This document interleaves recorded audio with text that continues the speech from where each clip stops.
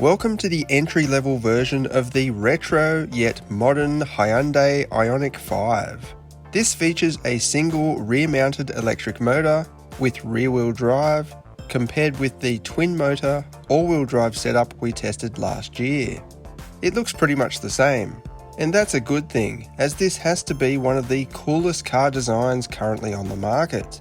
It looks like a concept car from the 1980s. Projecting the future of motoring beyond 2020. It's awesome. Check out these pixel taillights, for example. Very unique but with charming simplicity.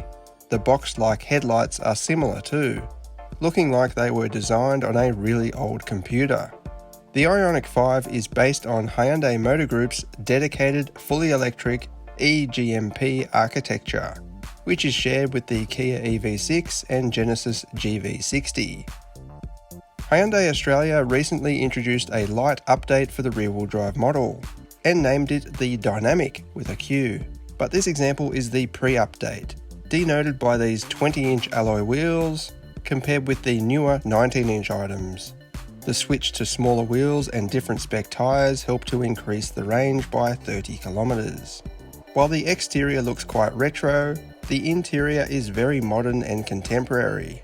The use of light colours helps to amplify the sense of spaciousness and purity, and the twin digital screens across the dash provide a very clean and uncluttered feel.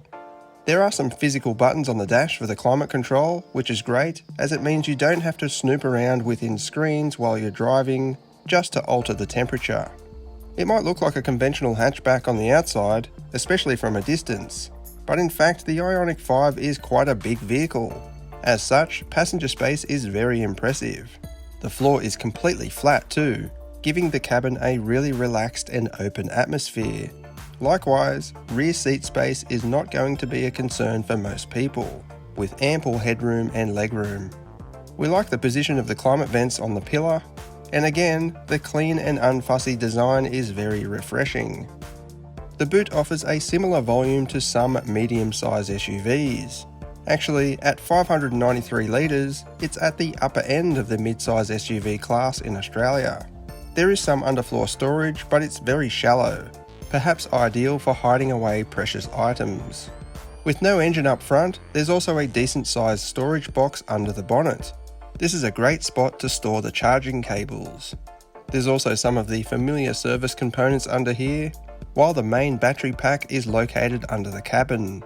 Performance for the rear-wheel drive model is decent, and the new range figure of 481 kilometers is more than ideal for urban living. As usual, we tried out all the drive modes during VBox testing. This is what it goes like.